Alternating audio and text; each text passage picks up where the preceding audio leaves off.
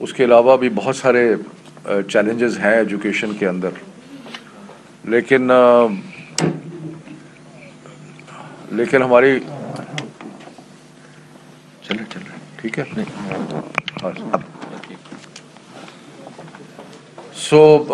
یہ بڑے ہم نے پچھلے سال جب یہ سارا معاملہ ہوا تو کئی چیزیں کی، کئی انیشیٹیوز لیے، آن لائن ایجوکیشن کو انکریج کیا.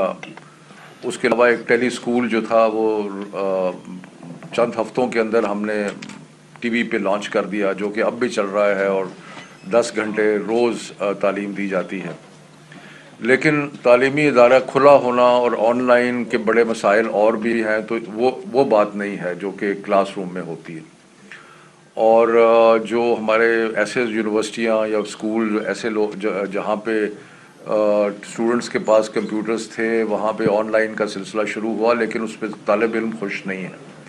تو اس لیے مختصراً یہ عرض کروں گا کہ یہ مشکل فیصلہ ہے. اب بھی ہم نے اسکولز بند کیے ہیں اور 24 تاریخ کو دوبارہ میٹنگ ہے، اور اس میں ہم سوچیں گے کہ اب کھولنے ہیں یا نہیں کھولنے. اور جو اس وقت صورتحال ہے کووڈ کی، اس کو ساری چیزوں کو مد نظر رکھ کے ہی فیصلہ کیا جائے گا. لیکن میں یہ ضرور عرض کروں کہ وزارت تعلیم کی ضرور خواہش ہے کہ تعلیمی ادارے جو ہے وہ کھلے رہیں.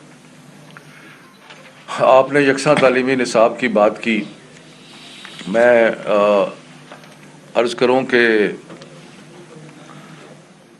ہم نے اپنے ملک کو تقسیم کیا ہوا ہے، اور یہ جو تقسیم ہے وہ تقریباً 3 حصوں میں ہے، بلکہ 4 بھی کہہ سکتے ہیں، 3 یا 4 حصوں میں ہے. ایک طرف تو وہ ایلیٹ سکولز ہیں جہاں آپ کے اور میرے بچے جاتے ہیں پڑھنے کے لیے، جہاں پہ ذریعہ تعلیم جو ہے وہ انگریزی ہے، جن کی سرٹیفکیشن اور ڈگریاں باہر سے آتی ہیں، اور وہ اپنا ایک نظام، اپنا نصاب، اپنا کریکولم وہ چلتا ہے. پھر وہ ہیں جو کہ سرکاری ادارے ہیں اور لو فی پیئنگ پرائیویٹ سکول جو ہیں، وہ جو ہے ان کا اپنا ایک کریکولم ہے. وہ میٹریکولیشن کراتے ہیں، اس میں زیادہ تر اردو میں پڑھایا جاتا ہے. اس کی ضرورت نہیں ہے جی، اسی کی ضرورت نہیں ہے، فین چلا ہے. اچھا. وہ ایک بہت بڑا ایک حصہ ہماری تعلیم کا وہ ہے. پھر ہمارے مدارس ہیں، اس میں درس نظامی پڑھایا جاتا ہے، اور ان کی سرٹیفکیشن بھی مختلف ہے. تو قوم جو ہے وہ تقسیم ہوئی تھی، ذہن تقسیم تھے، سوچنے کا طریقہ مختلف تھا. کیونکہ تعلیم کیا کرتی ہے؟ تعلیم آپ کو بتاتی ہے کہ آپ نے دنیا کو دیکھنا کیسے ہے، اور اگر دنیا دیکھنے کا طریقہ مختلف ہو تو سوسائٹی میں انتشار پیدا ہوتا ہے. اور ہماری سوسائٹی میں انتشار پیدا ہوا، اور ہم نے دیکھا کہ پچھلے 20-22 سالوں میں کتنی قربانیاں دینی پڑی قوم کو. وہ انتشار کی ایک وجہ یہ تھی کہ سوچ ایک نہیں تھی، اور بھی وجوہات تھیں. اس لیے ہم نے یہ یکساں تعلیمی نصاب بنایا ہے جو سارے پاکستان کے سارے اسکولوں پہ اپلائی کرے گا. پنجاب کے پی میں فوری طور پہ لانچ ہو رہا ہے، بلوچستان میں بھی انشاءاللہ ہو جائے گا. سندھ کو کچھ تحفظات ہیں، ہم ان کو دور کرنے کی کوشش کر رہے ہیں. اس کا ایک حصہ یہ تھا جو کہ آپ نے پوائنٹ ریز کیا کہ جو پرائیویٹ سکولز تھے ان کو ہم نے اجازت دی کہ ضروری نہیں ہے کہ آپ ہماری کتابیں پڑھیں، آپ اپنی کتابیں بھی پڑھ سکتے ہیں. صرف ہماری 2 شرائط تھی. ایک یہ کہ کتاب جو ہے اس کا تعلق، وہ اس کی مناسبت ہو نیشنل کریکولم، یعنی کہ کنفارمٹی ہو سنگل نیشنل کریکولم کے ساتھ.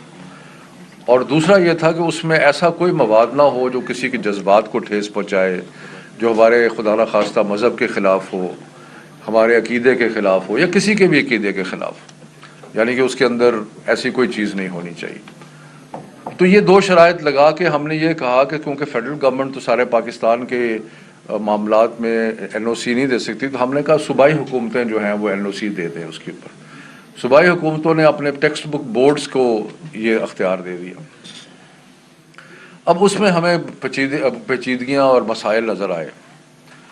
اگر آپ جو فیڈرل سسٹم ہے وہ دیکھیں، اس میں کوئی فیس نہیں ہے، کوئی کچھ نہیں ہے، آسان طریقہ ہے. ہم نے ایک ایکسپرٹس کا پینل بنا رہے ہیں، آپ جائیں اپنی مرضی کے ایکسپرٹس وہاں سے لیں، ان سے اپنے کو ریویو